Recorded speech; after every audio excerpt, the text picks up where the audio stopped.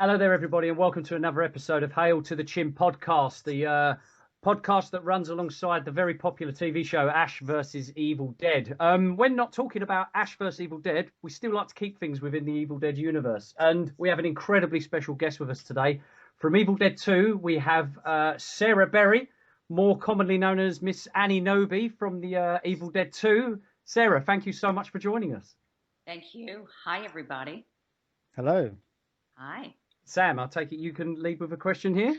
Yeah, I mean, Sarah, you were sort of saying before about how you were cast in the movie. I mean, how did the role, the audition, and things like that come about? How did the process go? Yeah, because I believe it was your first Sam. role. It was through an agent that I was working with. Apparently, she had grown up with Sam and Bruce and Rob Tappert in Michigan, and as a special favor to them, because as you probably know, they had virtually no budget. No, yeah. So as a special favor to them, she agreed to call in young actresses that she knew to audition for them. So the very first audition was in this agent's office. But I had 3 separate auditions for the part. Wow. Yeah. First in the agent's office, and in that audition, the woman who knew me had originally asked me to come in and read for the role of Bobby Joe, because she knew that I was from the South. And she said, I think you would be perfect for the part of this Southern wildcat. I said, wow, I think that sounds fabulous. I'd love to read for it. So I came in and they gave me the sides for Bobby Joe. And being a young, hungry actress, I said, well, while I'm here, I'd really like to read for the lead too. And Sam said, oh, no, you're perfect for the part of Bobby Joe. I think you're just perfect. I said, what have you got to lose? Let me read for Annie while I'm here. So he looked around for a few minutes and he goes, all right, okay, go ahead. So I wanted that part. I wanted the Annie part. So I really gave it all I had. And he sat there for a few minutes and then he said, now you've got me all confused. So I think that's why they came back a second time. And the second time they auditioned me was in a friend's apartment on the Upper West Side. And by that time I was like, who are these people? You know, like first in an agent's office, then in someone's apartment. And that's when he said, I want to hear how you can scream. So in that audition, I just let it rip as loudly as I could. I think he was stunned. It was Bruce, I think it was Bruce, Rob, and Sam at that audition. And they put me on camera. And I remember I had on cowboy boots. And they shot me from head to toe with my white jeans and my cowboy boots. And they said, all right, one more scream for the camera. So I really just let it rip again. And the woman whose apartment it was came out and said, I don't know what my neighbors are going to say. And then the third audition, and I think I had pretty much gotten the part by then. Bruce, Sam, and Rob came back to New York, and it was because I auditioned in New York City. I think they also auditioned in LA, but I was a New York actress. They came back and they asked me for breakfast at 7:30 in the morning. And I thought, okay, I know this game. They want to see, first off, if I still look good early in the morning. Second, if I'm a morning person and I'll be on time. And third, they sat me in a booth right by Bruce so they could see us side by side, I guess, like the sort of couple we were. Yeah. So it was absolutely one of those magnificent experiences for me, because when I came into the restaurant, I was right on time. I knew I should be. And they had gotten there before. And it was some little breakfast place up on 57th Street. And the waitress, who I'd never met in my life, she said, "Are you looking for 3 gentlemen?" I said, "Yes, I am." So she walks in front of me and announces to Sam, Rob, and Bruce. She says, "There is a beautiful woman here to meet you." I was like, "Oh man, she is my best friend." Putting you on a pedestal straight away. I'm telling you, she set the stage for me. Oh, that's fantastic to hear. Steve? Well, obviously, Annie was pretty much the sort of like the main integral character in Evil Dead 2. I guess you could say she was the brains of kind of the group that found themselves in the cabin. How much of that flowed over to you on set? I mean, did you have to make sure the boys behaved themselves, or did you get stuck in with the jokes and the goofiness? I could not make those boys behave themselves if I tried. Actually, it was true that my character was a very serious character, as you pointed out, and that I did kind of hold to a little more. Sam is and was a very disciplined director, so he could be goofy, but he was always extremely professional too. Bruce as well. I would say the special effects guys, they were the real clowns. They were always cracking jokes, cutting fools, sort of doing things that were trying to make people laugh. But Bruce was also a very, very disciplined performer. So off camera, there was a lot of camaraderie. There were very long days on the set. We would usually get there around 6:30 in the morning and probably work a good 12 hours. So it was quite a long day. But yeah, my character and probably the persona that I really stuck to more was this sort of serious kind of more intellectual person. I think that camaraderie and that professionalism actually it comes through in the final product, because obviously Evil Dead 2 is classed by most people I speak to anyway, as one of the greatest films ever made. So everything we see on screen and the interaction with the characters, the balance all the characters have, with obviously yourself being very sensible, Bruce being the groovy guy, and obviously Jake as well being this hideous character that you can't help but love. What was it like working with Danny and the whole characterization of Jake just being this scumbag? Well, Danny really is the kind of guy that he is as he seems. He's got like a heart of gold kind of a guy. So he's kind of rough on the outside and, kind of acts like he's all rough and tough, but he's not at all. He's such a softie. He's a little so kitten. we all knew that. And he's especially like that with women, So the take that I had to drag him down the hall all those times. Do you remember that take? Yeah. Oh, yeah. One of my most favorite scenes. Well, there's an interesting story behind that, because I've talked a little bit with Bruce about it the last time I saw him, but my memory is I did that take 17 times. He thinks I exaggerated, but it was at least 12 times. And Danny Hicks weighed about 220 pounds. And I think I weighed 110 or something. And I think Sam was breaking me down. So the final he took, I think, the final 1 or 2 takes where I was just beside myself. I think I kicked him and screamed, "Stop it! Stop it!" It's so good hearing it. It's like reenacting it. It's brilliant. I love it.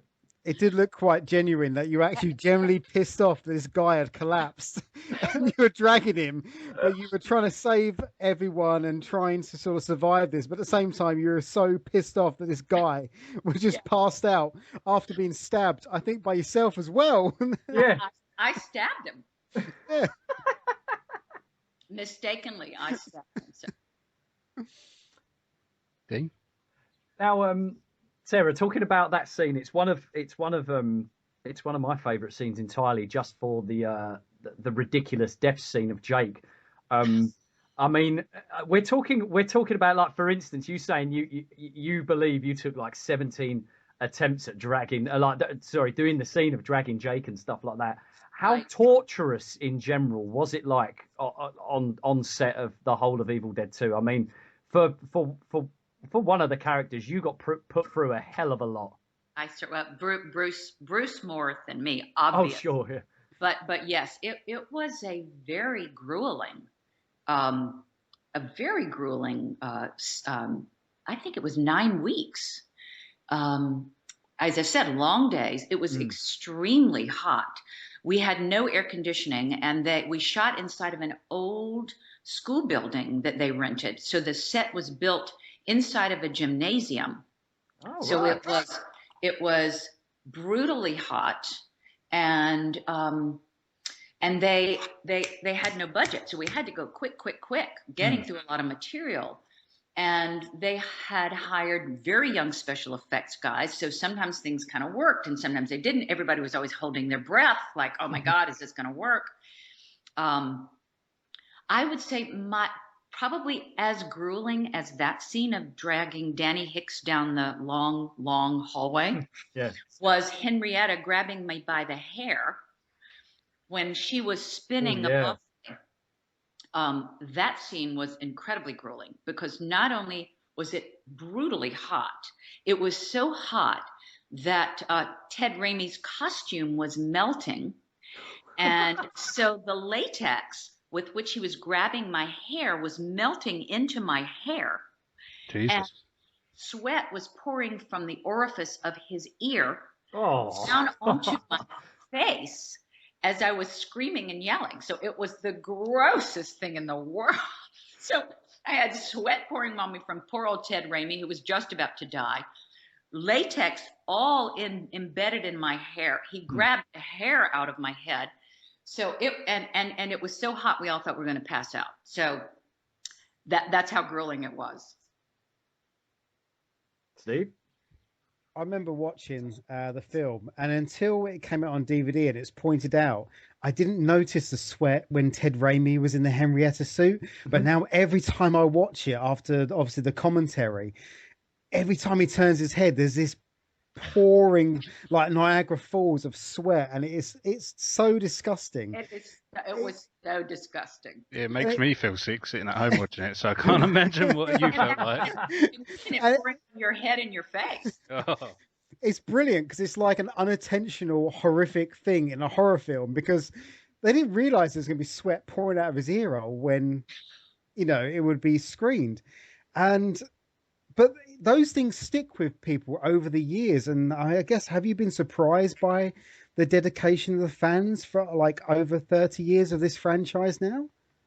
I'm still kind of shocked, to tell you the truth.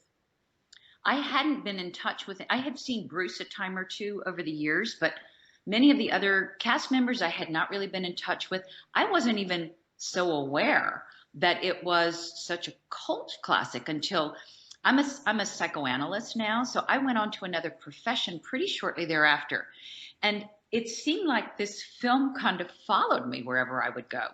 I would have people come up to me if I worked in a hospital and say, "Were you in a horror movie?" I'd be like, "Oh, word." So it has, the dedication of the fans and their delight still after a 30-year-old movie is still pretty impressive. Do you think that obviously with Lucy Lawless, she's playing like a Knowby as well in Ash versus Evil Dead? Do you think that they'll start to bring back the original cast members in some kind of flashback or time travel kind of scenario? And would you be willing to reprise your role? Well, I think that would be so much fun. I would love to do that. Bruce, I did a Wizard World weekend with Bruce and Danny Hicks and Ted Raimi and Cassie DePaiva in August of this past year. So there were a number of us together, and we did a Q&A from a very large audience.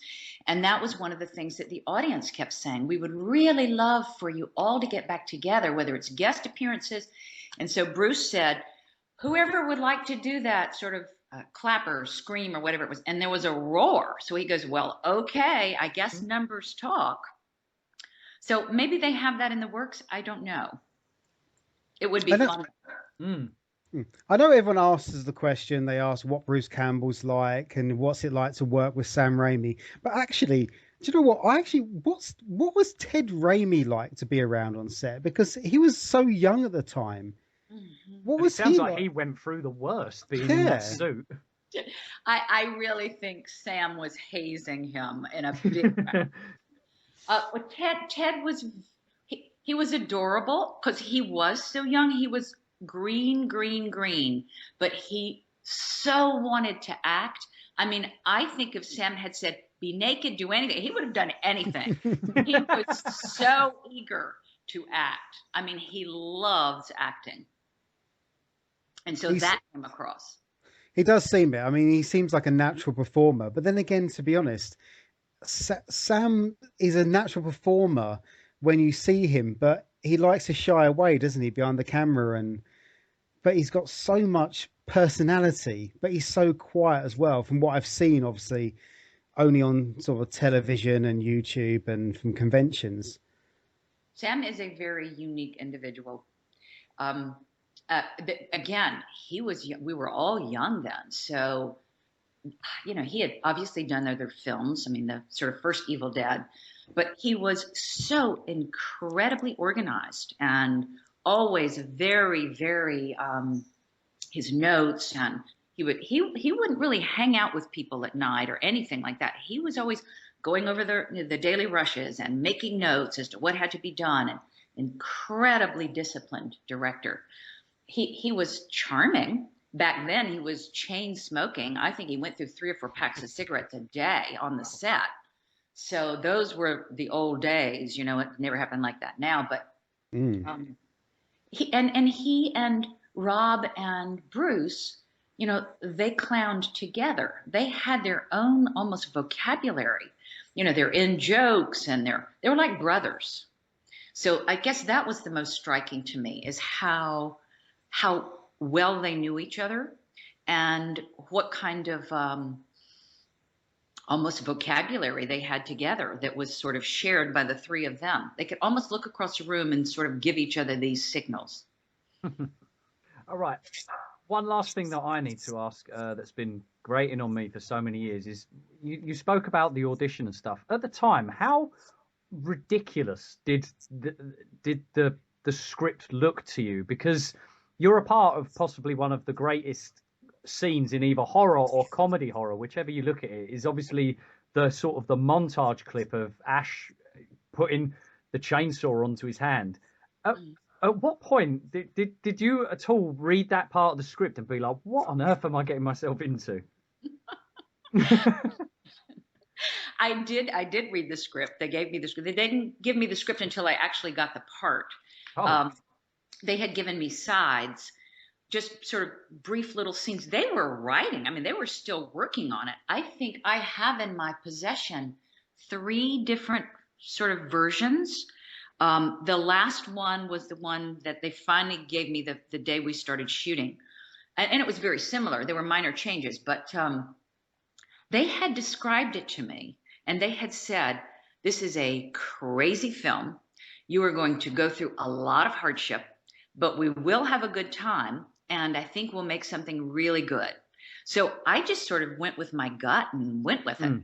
I liked them, and I thought Bruce was a very good-looking guy, so I thought he would be really fun to work with. So I just went with it.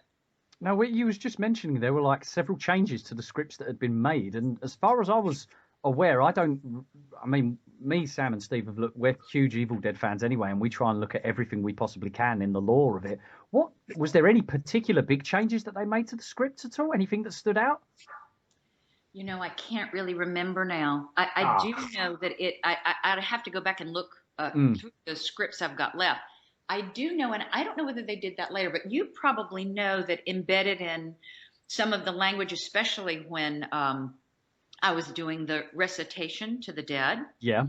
There were references to the Coen brothers. Oh, yeah.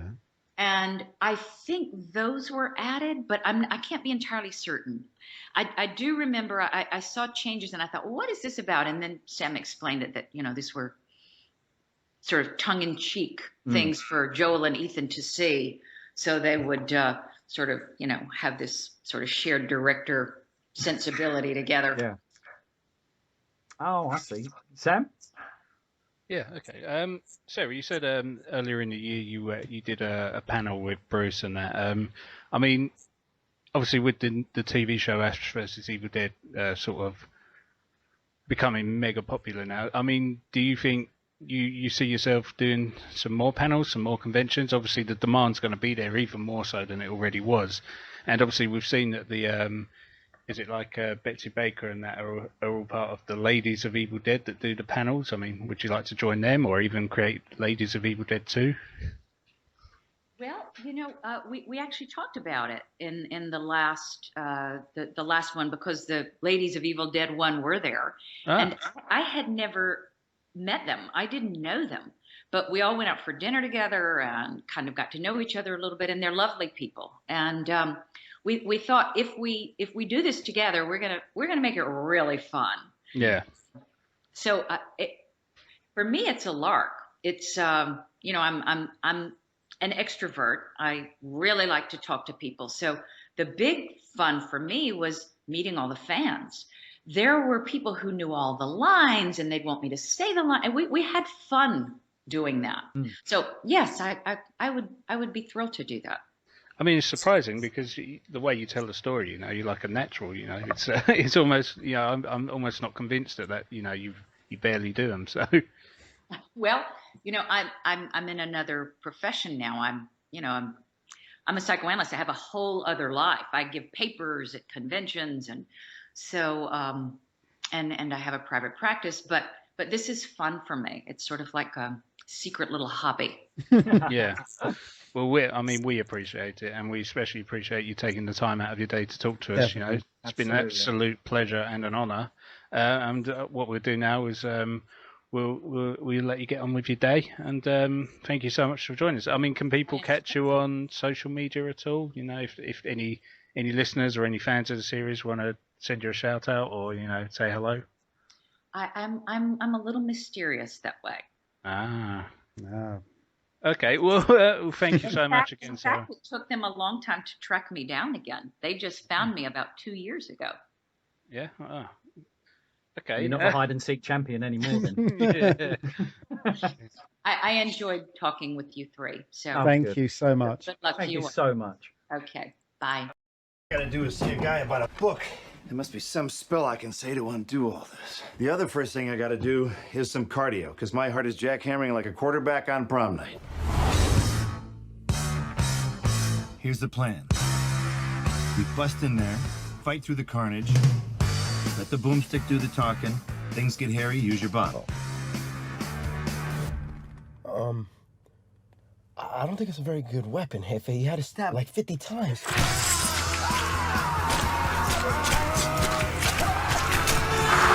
I was sharpening it for you. Now, come on. You ready? I'm ready.